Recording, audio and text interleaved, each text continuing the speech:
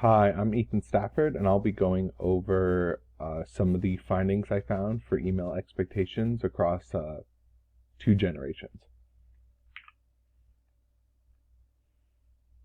So for Boomer, just to give a background on them, they are a lower tier executive at a airline company. So they've been part of the company since 1980. So a lot of their business practices are kind of formed from before the age of the internet. So some of these technologies they've just started using back in like 2000. So they've kind of adapted to it rather than being kind of born in it. Some of the do's are be polite and grammar. It's really important to be professional and make sure you don't mess up anything. I think that's pretty common for across all email expectations, but especially correspondence across boomers. Some don'ts is don't convey something in an email that can be communicated through a meeting. So one thing that's really important is in-person meetings. They like to use emails as kind of this assistant technology, something like a quick email for just a reminder or something. But generally, business is resolved in person. And then next is don't write very long emails. So, like I was saying, it's just basically like memos and stuff like that. Some nevers are never contact them at the last minute. That's extremely bad. Sometimes, and I'm guilty of this. I contact somebody at the last minute, or I have this issue I'm trying to resolve, so I'll try to contact them.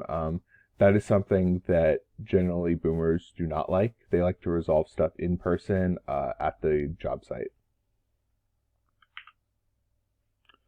So for millennials, just to give a background, they are kind of just starting their experience as a software developer.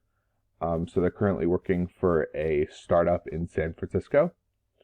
Some of the do's are just be polite and professional. And when they're emailing, you're supposed to communicate in depth to avoid less meeting time. So it's kind of the inverse of boomers. They want to communicate as much information in emails as possible to avoid less meeting time, so they waste less time. Don't contact coworkers through email. There's a lot of different channels of communication right now that are more prevalent than email. And you can create like chat channels and stuff. You can't really do that. You can CC someone on a document, but generally it's kind of messy to create kind of this chat channel using email. So you generally don't contact coworkers through email. You generally use a program like Slack or something like that.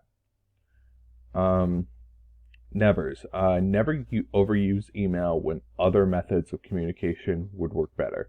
So like I was saying, you want to use Slack. You want to use basically anything but email. Email is usually used for like in-depth communication, where a meeting might take place regarding this topic. Boomers. So I really have the difference. The differences that I observed is that generally boomers use in-person meetings, while the millennials have kind of adapted to the online age and are willing to use other methods of communication. But it seems like boomers are a little bit stuck in the past, but they have used email to kind of as an assistant technology. So yeah, it seems like boomers are adapting, but millennials just have a lot more tools at hand in the workplace currently, and they're kind of utilizing them to waste less time in person. So that is my presentation. Thank you for watching.